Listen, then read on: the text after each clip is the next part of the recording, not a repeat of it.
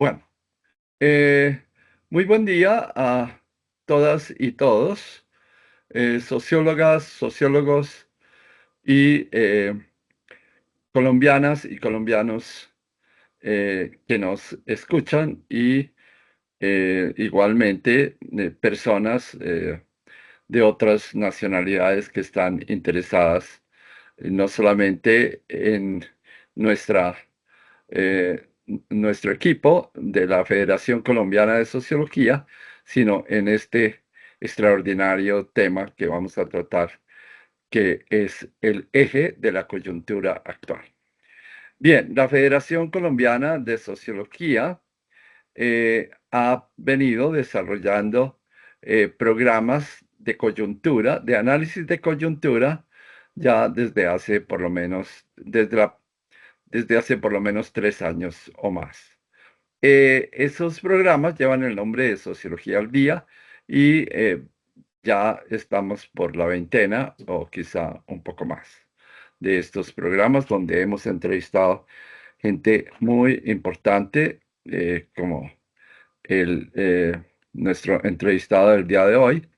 Y el tema que vamos a considerar en el día de hoy es, no sé cómo llamarlo, lo voy a llamar simplemente el catatumbo, situación y vías de solución, porque siempre se piensa en eso, ¿no? O sea, simplemente presentar la crisis que existe, que es grande y que afecta a la totalidad del país, no solamente a esa esquina de nuestra nación y nacionalidad, sino que afecta a todo el país. Pero digo que hay que pensar en las soluciones. No las tenemos en nuestras manos, pero podemos hacer proyecciones que van a servir. Entonces, damos inicio a nuestra conversación. Un saludo muy especial a Pedro Durán Barajas, eh, que es nuestro invitado de hoy. Nos honra tenerlo acá porque él es una persona que es absolutamente apropiada para hablarnos del tema y ya se verá por qué. Pedro es un sociólogo. Este programa es de la Federación Colombiana de Sociología. Es un sociólogo que hizo su pregrado en la Universidad Nacional de Colombia. Él nos va a decir un poquito más de su trayectoria, pero simplemente déjeme decir tres cosas que me parecen pertinentes.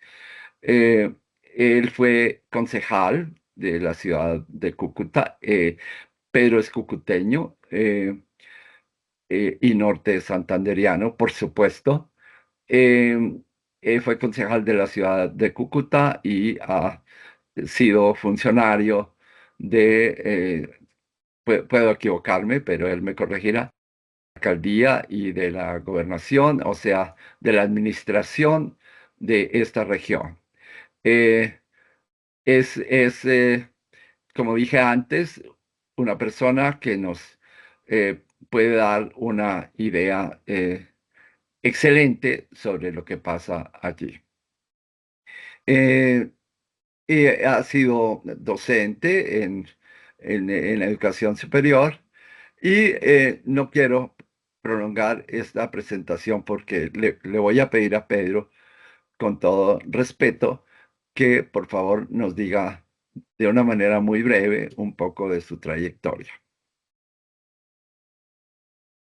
Profesor Carlos, es de veras un honor estar en Sociología al Día. Le agradezco muchísimo la invitación. Igualmente, José Norbey, le agradezco mucho que nos acompañe en este encuentro tan grato para mí, que me permite, a través de la Federación Colombiana de Sociología, eh, retomar unos vínculos que por mi permanencia durante largos años en una región como el norte de Santander, en donde los sociólogos somos muy pocos, pues se han disipado. Hablo de vínculos de colegaje que resulta sumamente grato retomar a través de ustedes, máxime, en torno a la consideración de un tema como la situación del Catatumbo, que me parece a mí que exige, por su complejidad, la mayor, digamos, la mayor capacidad de asumir herramientas de análisis de muchas disciplinas, pero sin duda las de la sociología son especialmente útiles para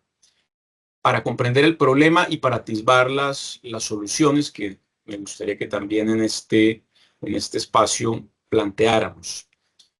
Mi currículum no es muy extenso. Yo soy egresado de la Facultad de Sociología, del Departamento de Sociología de la Universidad Nacional. Tengo algunos posgrados en Relaciones Internacionales y hice una maestría también en Gobierno y Políticas Públicas. Actualmente curso un doctorado en Estudios Sociales en la Universidad Externado y he estado sobre todo en contacto con la administración pública regional, territorial, y desde ahí he desarrollado mi perspectiva sobre el problema del Catatumbo, obviamente perspectiva enriquecida por la formación de sociólogo. Me parece que para hablar del Catatumbo y para hablar del problema que hay allá, pues hay que comenzar por la geografía. ¿Dónde queda el Catatumbo? Queda el norte de Santander, por lo menos es el Catatumbo al que nosotros nos referimos en la condición de, digamos, de observadores de ese problema desde el punto de vista de nosotros, los colombianos. Pero el Catatumbo no es mayoritariamente colombiano, es mayoritariamente venezolano, porque es la cuenca del río Catatumbo.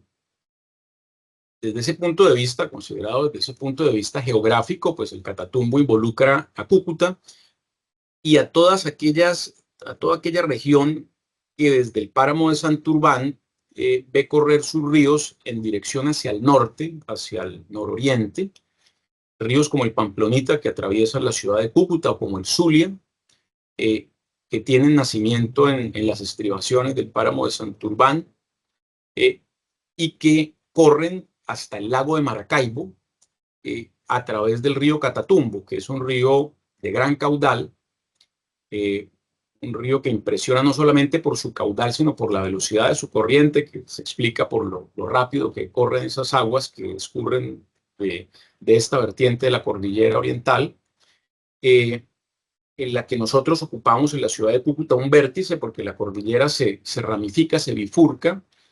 Una rama sigue hacia el norte y se convierte, al finalizar su trayecto, en la serranía del Perijá. La otra sigue hacia Venezuela, y es una cordillera aún más exuberante y más impresionante de lo que es aquí en Colombia. Llega a tener picos nevados en la región de Mérida y de Trujillo, muy cerca de la ciudad de Cúcuta, y va a morir muy cerca de Trinidad y Tobago. El Catatumbo, entonces, si me permite compartir la pantalla, es...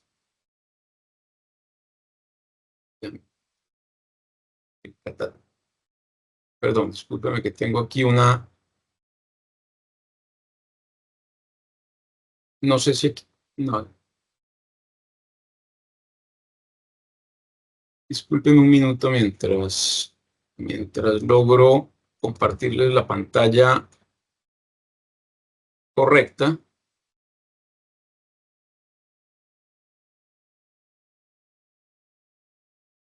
Ajá, estamos. Bueno, el Catatumbo es toda esta región que está señalada en el círculo rojo, en el área irregular cuyos bordes están en color rojo.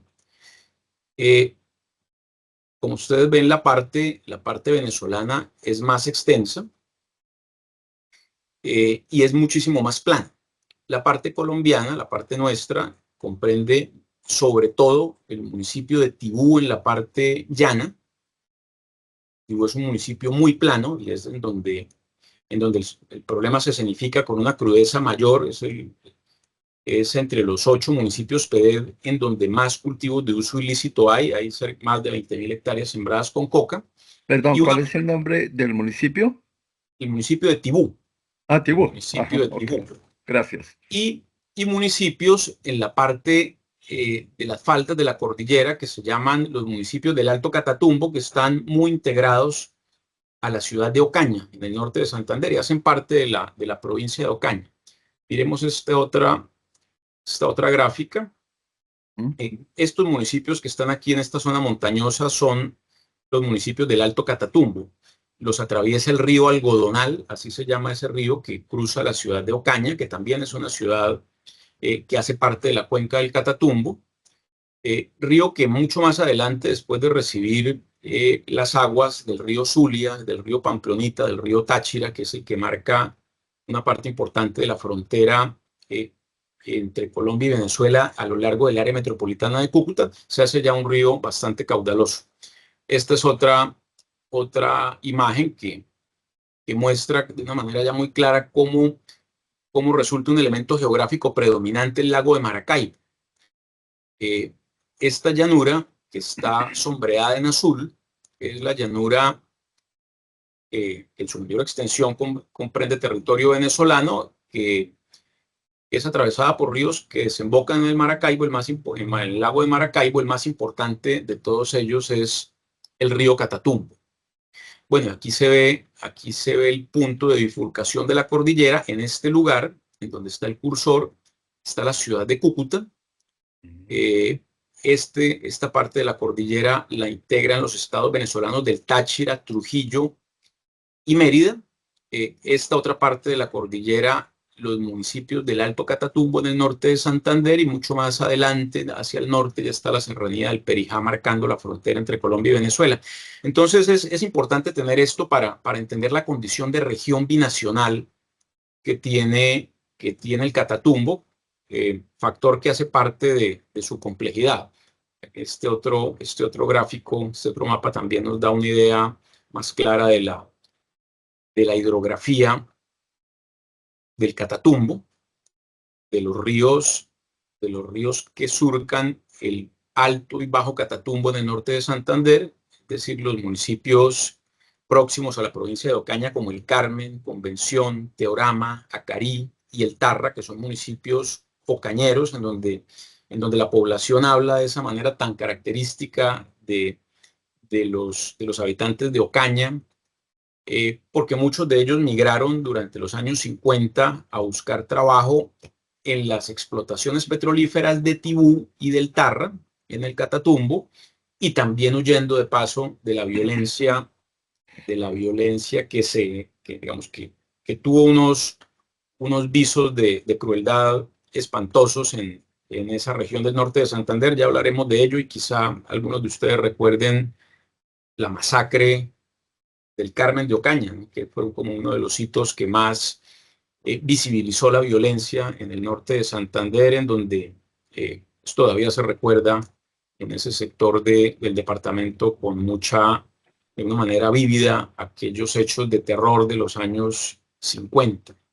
Bueno, esta es la región del Catatumbo, como la conocemos nosotros los colombianos, cuando nos refieren en los noticieros el problema y pensamos quienes digamos, tenemos alguna familiaridad con la geografía del Catatumbo y del norte de Santander y de la violencia colombiana en esta área, que es en su mayor parte también una zona PEDET, así se llaman esas áreas que los acuerdos de paz fueron señaladas como objeto prioritario de la inversión del gobierno nacional para ayudar a superar esos factores que se consideraron fuentes de la violencia política colombiana.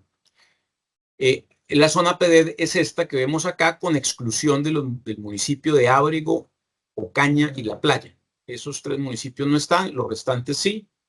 Acarí, San Calixto, Convención, Teorama, El Carmen, El Tarra y Tibú. Esos son los municipios PEDET del norte de Santander y lo que se llama el PEDET Catatumbo. Ya, ya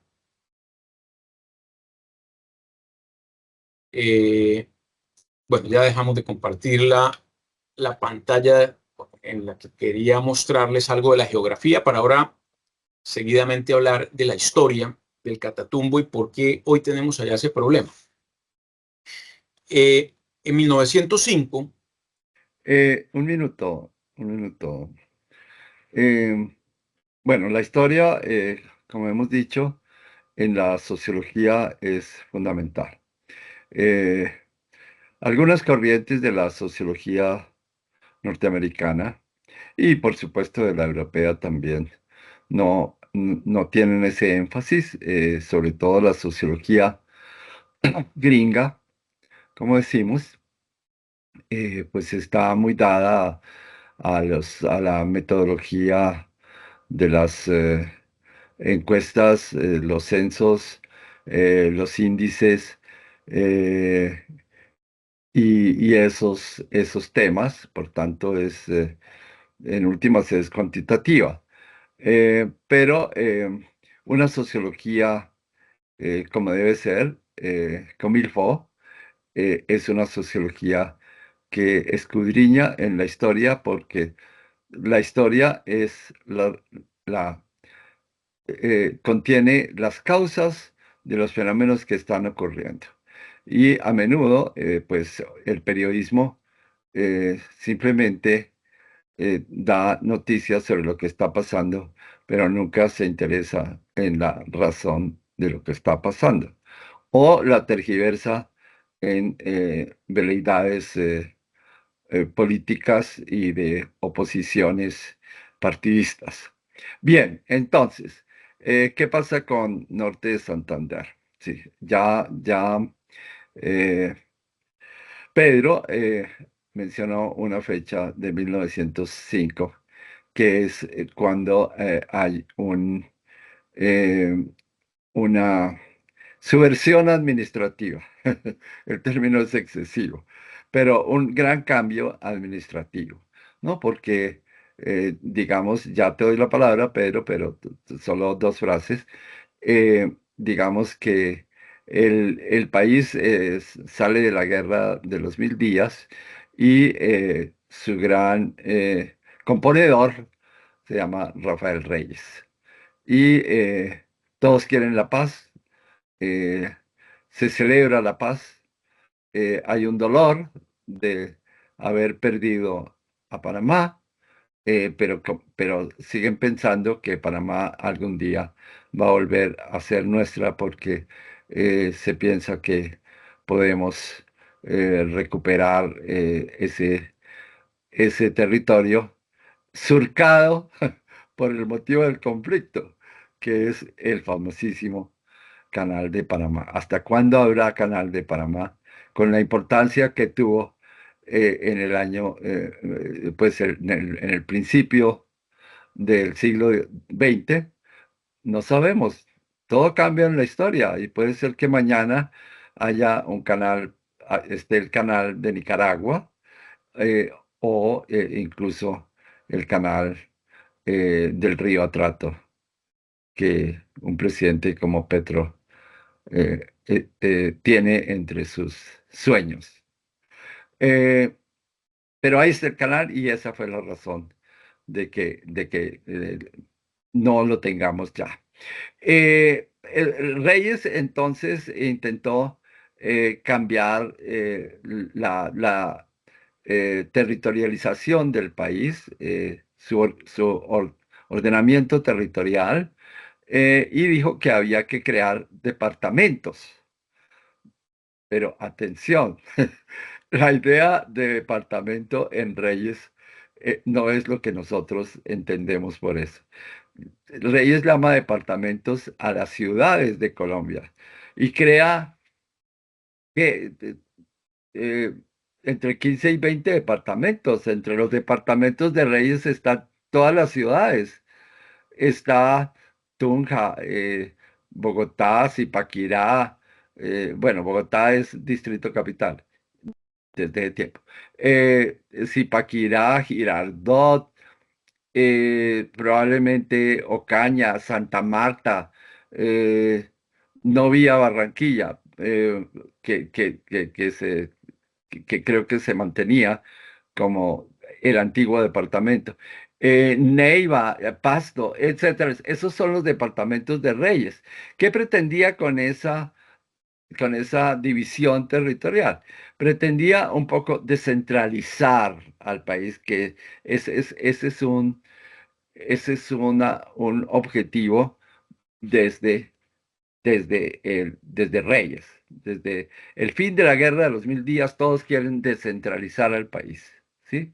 Eh, em, con una unidad, digamos, administrativa, pero una descentralización en los campos económicos, etcétera. Bueno, el Reyes propone eso, eh, a pesar de que es, eh, a pesar de que es la única dictadura de la primera parte del siglo XIX, y uno cree que el Reyes fue dictador por mucho tiempo. No, fue dictador por un año, ¿no? Porque por eso se habla del quinquenio de Reyes.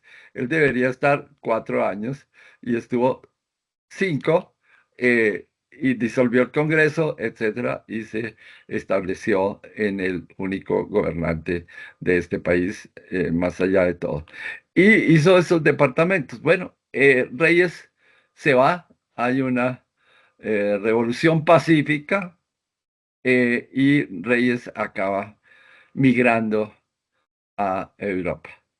Ojalá todos los dictadores se fueran a vivir eh, en una quinta en cualquier país de Europa. Eh, yo no sé si el actual presidente de los Estados Unidos podría tener ese fin. No creo que Eh, lo quieran recibir allá. sí, no sabemos, pero en el siglo X, en principios del siglo XIX, eh, todos los latinoamericanos, desde Bolívar, recuerden, o sea, Bolívar murió en Santa Marta porque iba para Europa, ¿no?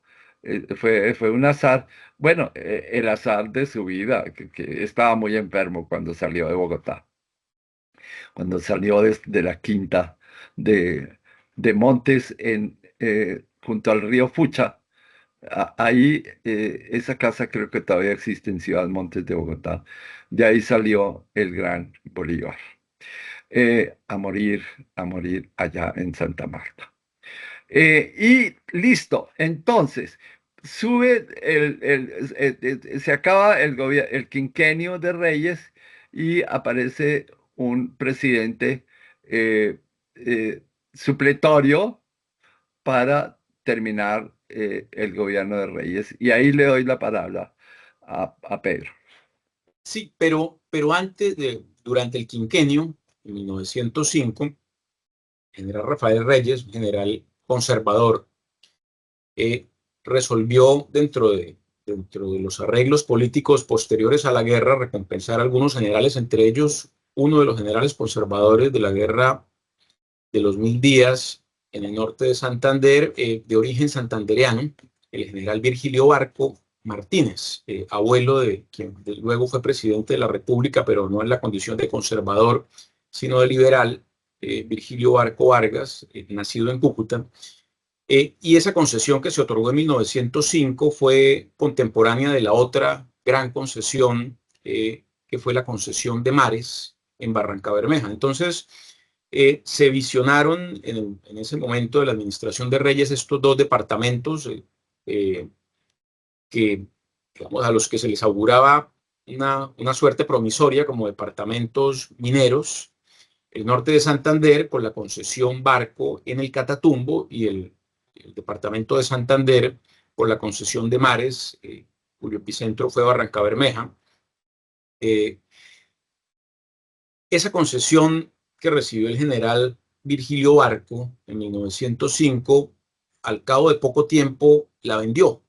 Él pues no era un general, no era un hombre industrioso, era, digamos que más bien un especulador, por lo menos en ese momento. Una vez se halló en sus manos con semejantes títulos de concesionario del Estado colombiano para explotar algo de lo que además pues una persona en ese entonces en Colombia era completamente incapaz, que era un yacimiento petrolífero. Lo vendió en Nueva York dio muchas vueltas ese título y cayó finalmente en manos de una empresa que acabó convertida al cabo de los años en lo que se llamó, en una empresa célebre en la historia norte santandereana y de Cúcuta, que se llamó la Colombian Petroleum Company. Eh, esa, esa concesión, una vez en manos de la Colombian Petroleum Company, comenzó a partir de 1931, cuando, digamos, se renegoció durante el gobierno de Enrique Olaya Herrera a generar un desarrollo muy importante en la región del Catatumbo, eh, digamos, con la finalidad de extraer petróleo y comercializarlo en los mercados internacionales a través de un oleoducto que comenzó a construirse pocos años después, que conectó la población de Tibú, que era el epicentro de la explotación, alrededor de la cual estaba constituida una gran red de pozos que conectaba esa población con Coeñas. Considero pienso que fue uno de los primeros oleoductos que hubo en el país y que cruzó la cordillera oriental para eh, empatar con el oleoducto que también venía de Barranca Bermeja con el mismo destino. Eh, Perdón, Pedro, esa, esos oleoductos son, yo creo, pioneros en Latinoamérica. O sea, no creo que otro país los tenga. seguramente lo Sí, fueron. Seguramente lo fueron. Y en el caso del Catatumbo, esa explotación petrolífera se dio en tierras de la etnia barí. Eh, hasta el siglo XVIII, los barís eh, eran una tribu, eran una etnia que colindaba cerca de la ciudad de Cúcuta con tierras, con territorios de otra etnia muy importante que son los Uwa. Después de la fundación de la ciudad, después que inició el poblamiento español y sobre todo mestizo de la provincia de Cúcuta, fueron progresivamente siendo desplazados hacia el norte. Y cuando comenzó la concesión Barco en manos de la Colombian Petroleum Company a extender los yacimientos, a extender esa red de yacimientos y de carreteras en la zona del Catatumbo, pues fueron ahí sí aún más confinados hacia el norte del Catatumbo, en lo que hoy es el resguardo Motilón Barí y el resguardo Catalaura, dos resguardos muy pequeños en comparación de lo que en su momento llegó a ser el territorio por el que se extendía esa nación motilona que hoy está en esos reductos que no creo yo, por abuelo de pájaro, que tengan más de 1.500 kilómetros cuadrados entre los dos. Allá están en esas dos reservaciones muy intervenidos también por colonos que siembran coca y, y por supuesto en medio de esas violencias que se desataron con posterioridad, las violencias guerrilleras, paramilitares, los enfrentamientos con el ejército, en fin. Eh, algún un antropólogo, un célebre antropólogo francés, por mi mala suerte no recuerdo el nombre en este instante, acuñó un concepto que después se hizo común en la antropología a partir de un estudio de campo de muchos años en la zona del Catatumbo colombiano y venezolano y un encuentro de años también con la etnia Motilón Barí, que es el concepto de etnocidio. En varias oportunidades me he encontrado con ese término y le atribuyen el origen a este antropólogo cuyo estudio de la etnia barí pues, sirvió para entender cómo se da ese proceso digamos, de reducción, de confinamiento en un resguardo como estos dos que se constituyeron en la parte norte del Catatumbo norte santandereano y que finalmente fueron intervenidos de una manera particularmente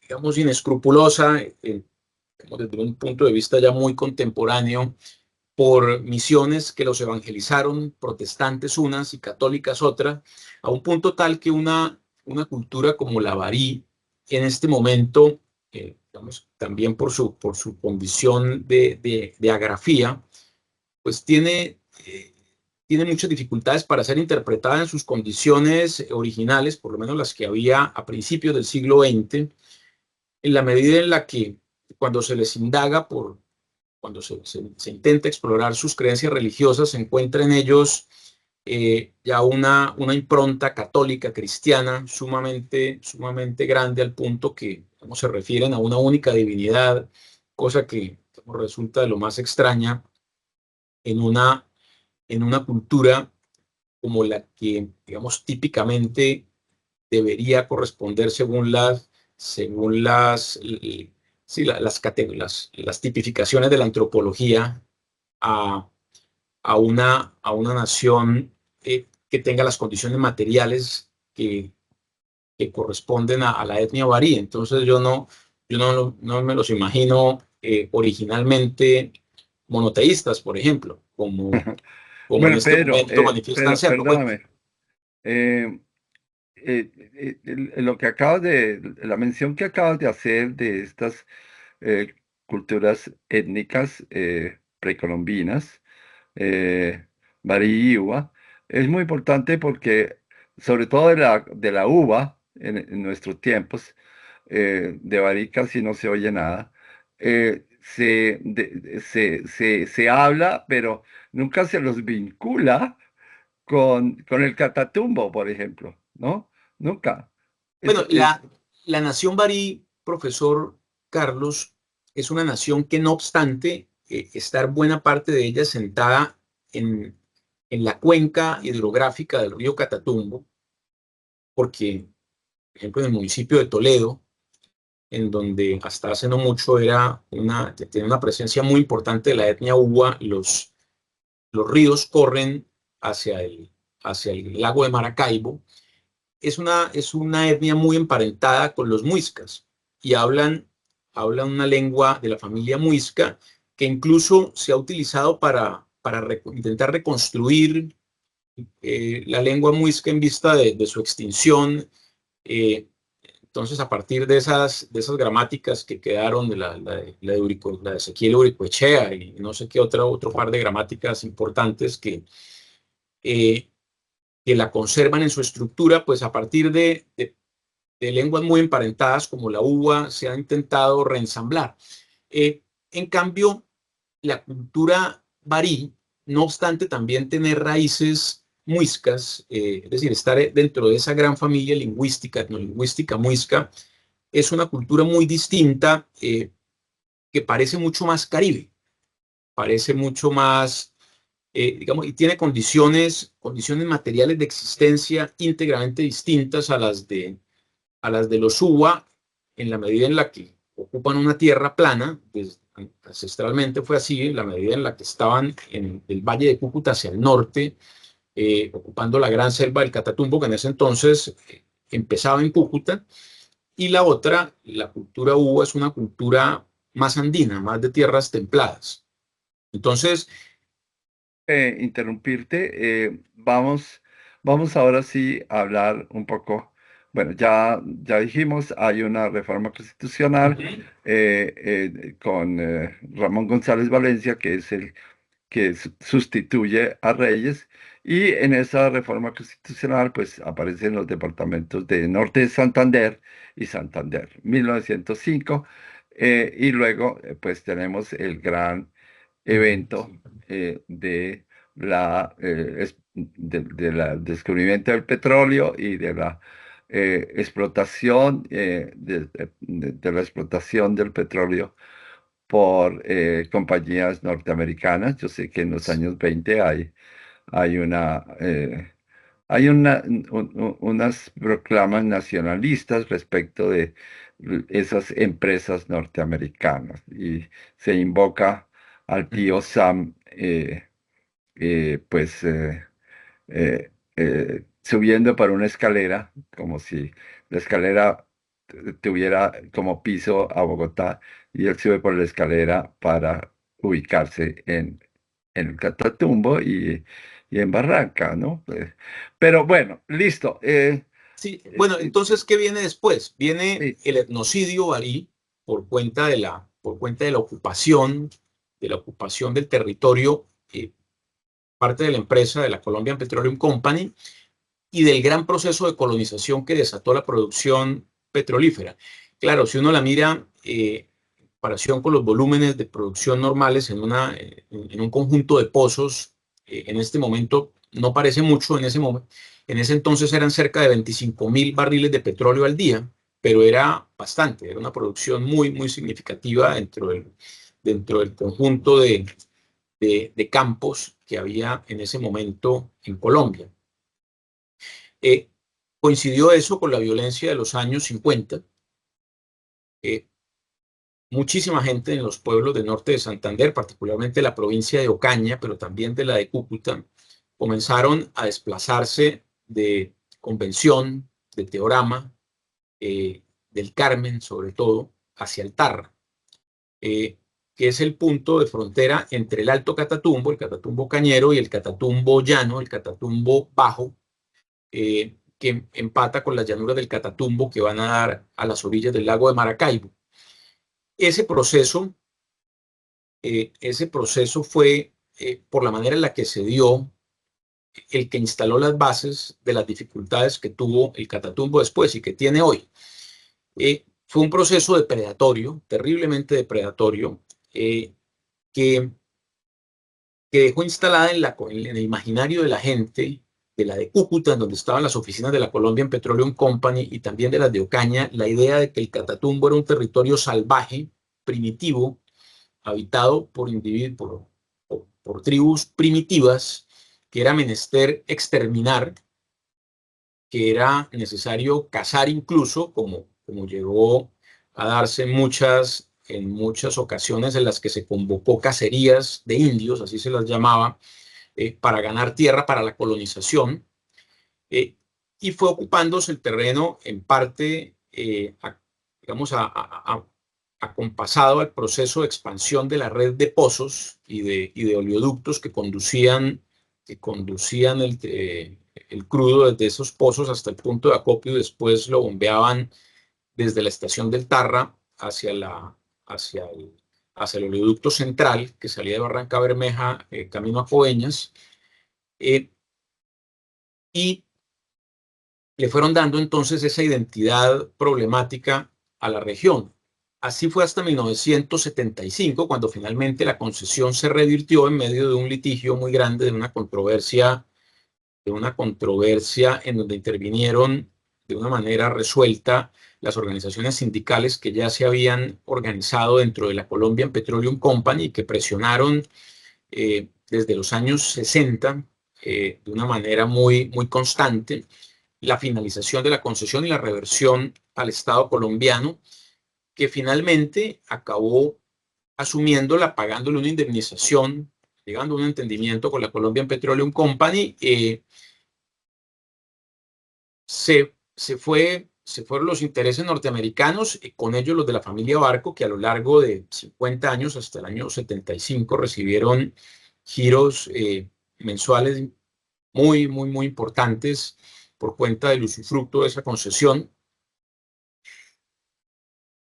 Y a partir de la presencia de Ecopetrol, finalizando los años 70, comenzó a llegar también el ELN. Desde finales desde finales de los años 70, el ELN hace presencia en el Catatumbo. A lo largo de los años 80, las FARC.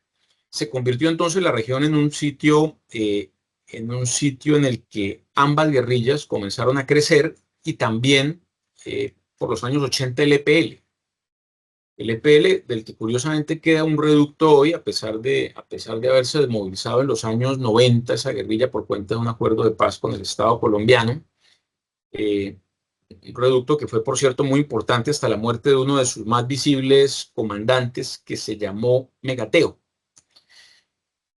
El hecho de que desde los años 70, finales de los 70 hasta hoy, las guerrillas hayan estado presentes, pues ha dado lugar a una situación, pues, que resulta muy comprensible, que es la del vínculo, digamos, o el enraizamiento de esas organizaciones guerrilleras en el territorio catatumbero. ¿Por qué llegó la guerrilla al Catatumbo? Bueno, porque las condiciones de aislamiento de la zona, que fueron el resultado de la manera en la que se colonizó, a merced del interés de la Colombian Petroleum Company, no del interés de los colonos, que eran campesinos pobres que huían de la violencia conservadora, que fue terrible en la provincia de Ocaña. Pues eso no dejó una buena infraestructura, dejó por consiguiente una región muy aislada, comunicada por vía aérea, predominantemente con Cúcuta. Había un gran aeropuerto, un aeropuerto que tenía tenía un tráfico impresionante en el Tarra y en Tibú. En esos dos sectores había aeropuertos y vuelos constantes de aviones que llegaron a ser muchos en el norte de Santander, de la empresa, de la Colombian Petroleum Company. Y la carretera de Cúcuta a Tibú siempre fue una carretera espantosa. El Catatumbo tiene dos puntos de acceso. Por Cúcuta hacia Tibú, siguiendo una ruta que es Tibú, el Zulia, un municipio del área metropolitana. De ahí se sube hacia el norte, hacia un punto que se llama Astilleros, donde la vía se bifurca, una se va para Ocaña y la otra sigue para Tibú. Es una vía que está en unas condiciones espantosas y siempre ha sido así. Nunca ha habido una buena vía en Cúcuta que nos comunique con Tibú. Hay un proyecto PEDET, quizá el más importante de todos los proyectos PEDET de infraestructura en el norte de Santander, que es la vía Cúcuta-Tibú, sobre todo el segmento Astilleros, el punto de la bifurcación, Astilleros-Tibú. Y en este momento las dificultades que implica la situación que conlleva la situación de orden público nuevamente enrarecida, pues han hecho que las obras una vez más se paren. El otro punto de acceso es por Ocaña, y la vía es Ocaña-Convención, Convención El Tarra. También una vía en condiciones muy regulares, un poquito mejor que la de Astilleros Tibú, pero que surca terrenos montañosos que ponen su grano de arena para la complejidad del acceso a la región. Y hay un punto de acceso intermedio, pero digamos la vía que comunica Sardinata, un punto intermedio entre la carretera Cúcuta-Ocaña. De ahí se desprende hacia el norte un ramal, pero francamente tan malo que no es, no podemos pasarlo por alto cuando consideramos los puntos de acceso al territorio catatumbero desde las dos capitales importantes, que son Ocaña y Cúcuta. Esas condiciones de aislamiento, por supuesto, favorecieron no solamente el hecho de que las guerrillas echaran ahí raíces. Recuerden ustedes que durante muchísimos años el cura Pérez, comandante del ELN, tuvo por base el Catatumbo, sino que también Timochenko tuvo el Catatumbo por su sede, por su lugar de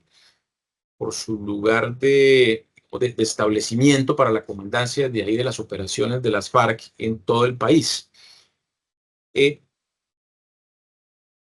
Cuando Colombia tenía un mercado agropecuario protegido, en el Catatumbo, los colonos que tenían una agricultura de mera subsistencia, porque allá siempre ha habido campesinado en condiciones de pobreza terribles, salvo el que tiene asiento en Tibú, que por haber sido Tibú una zona en donde la explotación petrolera después del año 75 en manos de Ecopetrol siguió siendo pues, un negocio importante, le dio alguna condición de prosperidad al entorno que alrededor de esa pequeña ciudad de Tibú se fue constituyendo, y ahí hubo algo de desarrollo.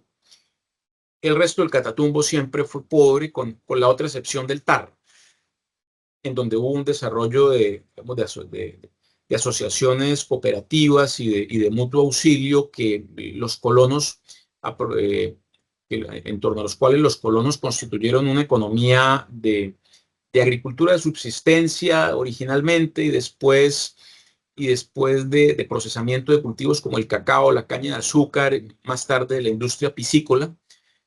Pero siempre que hubo protección y precios altos, haciendo un esfuerzo enorme, ese campesinado sacaba los productos hasta las plazas de mercado de Ocaña y de Cúcuta. Cuando uno va al Catatumbo, yo visité muchísimo la zona cuando fui secretario de posconflicto de la Gobernación del Norte de Santander en la administración anterior a la actual, y se le pregunta a los parceleros que siembran coca, se les dice, bueno, ¿y ustedes antes qué sembraban acá? Y unos dicen, no, aquí antes sembrábamos frijol, antes sembrábamos cacao.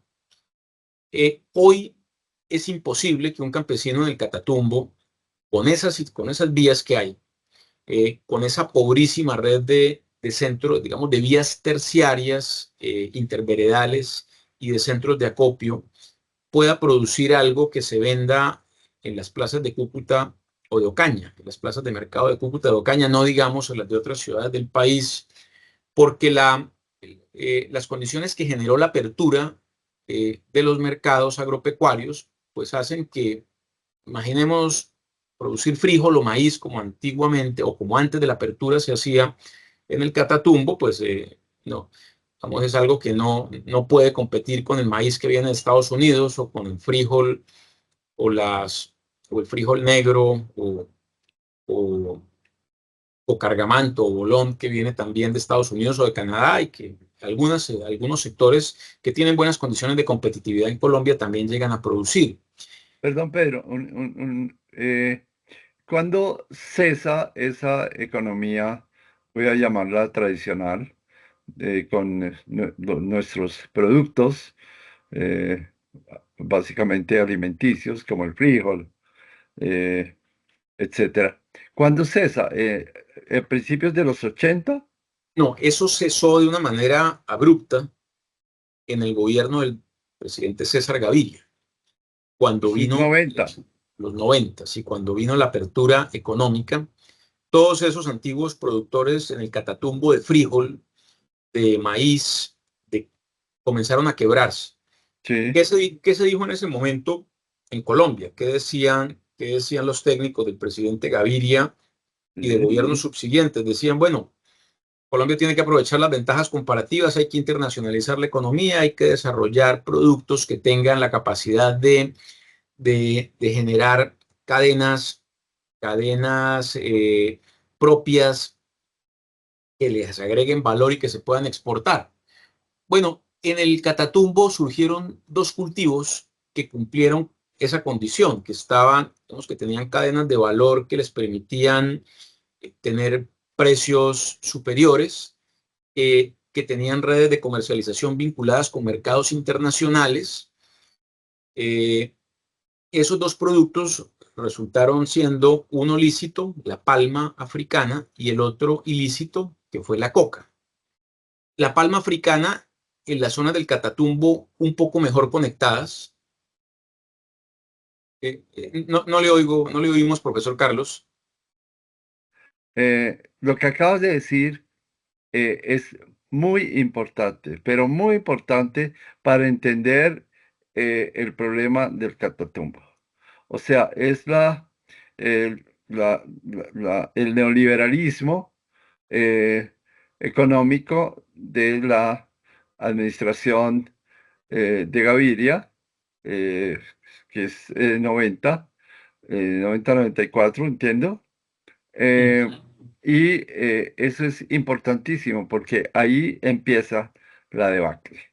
Ahí se pierde eh, una línea de, de producción legal y llena de sentido para abastecer el mercado nacional o por lo menos el mercado local, que era muy importante.